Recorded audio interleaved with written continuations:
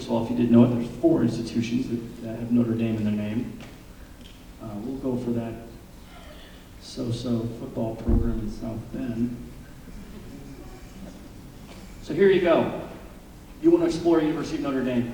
A lot of, like I said, the pertinent facts that you can call from their website. As you scroll down, they list the average annual cost. So that bar, that black line in the middle, that's the median. That's the national median. So as you can see, the average, this is, by the way, not the advertised sticker price. This is the cost of attendance for a student. The average Notre Dame student spends almost $28,000, okay? As you can see, that's well above the national median for tuition. They have a 95% graduation rate. That's outstanding, okay? And salary after attending, starting salary, $69,400, okay? Somewhere on here. Here we go. 41% of Notre Dame students are receiving federal loans, and the typical total debt is $21,000. Okay, for a Notre Dame student, they typically walk away, and we're referring strictly to undergraduate. By the way, this has nothing to do with graduates. It's exclusively undergraduate. The average Notre Dame student walks away with about $21,000 in debt, which, by the way, is below the national average. Okay.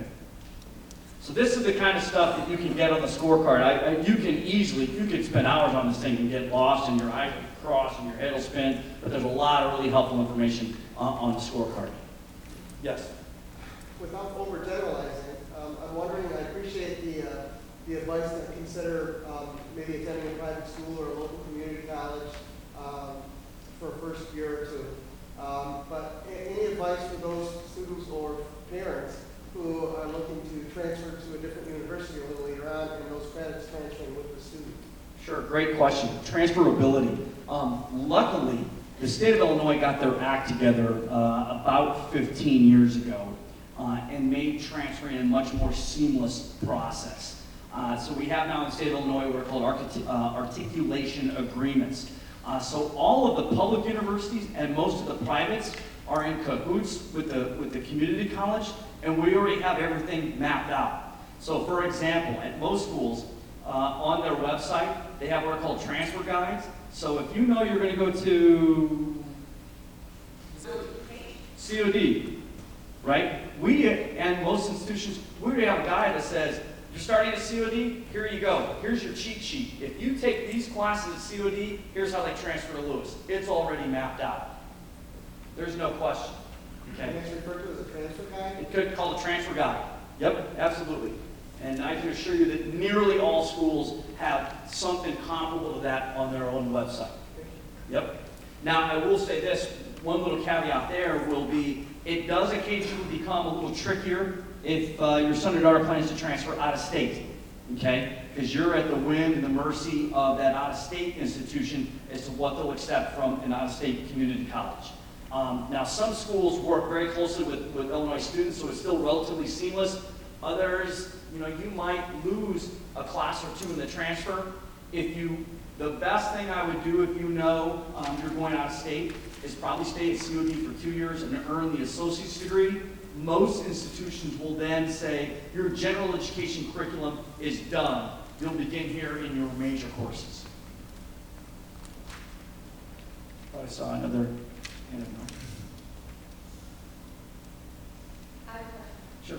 How important is it when you're thinking about a college to choose to actually think about postgraduate work? So if you want to build a relationship with professors, how important is it to pick a university that you might stay at, or does it not really matter? So that's an excellent question, and let me just paraphrase, make sure I capture what you're after. Is if you're in the midst of your undergraduate college search, but you're already fast forwarding ahead to a possible graduate school. Is that correct? Yes, my daughter's thinking about possibly getting a master's in something later on. Sure. I would say part of that is what she wants to pursue. If it's something in the sciences, it's probably incredibly valuable that she goes somewhere where she can work closely hand in hand with faculty, because these are the folks that are going to be writing the recommendation letters, which are crucial to get into some graduate schools. And not only admission into the graduate school, but in some instances, they get a research assistantship. So they get a good chunk of their grad school paid for. I got my graduate school paid for because of connections I had in my undergraduate who helped me get a TA position at Northern. We have a student, there's a student that just graduated from Lewis 2 years ago. She, as an undergraduate, was already published in a scientific journal because she worked hand in hand with a professor and his recommendation letters. She got acceptances to 12 different graduate schools, one of them being Notre Dame. And that was because of the relationship she built with the professor. So that is crucial. Maybe less so with some programs, but the sciences is one where it's vital, okay? So if you are going to start at the community college and then transfer, it makes it a little bit more difficult because now you're only at the home institution for a year or two, maybe 3, you know? So it takes you a little bit longer to build that rapport with the professor.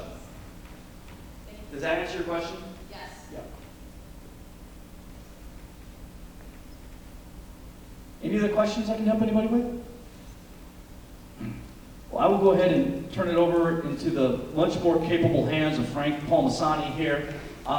I wish everyone the best of luck. Again, I feel your pain. I have a 17-year-old that I'm willing to sell on eBay on most days, so I get it and I understand. So best of luck. By the way, like I said, if you ever have questions, please feel free to call or email me.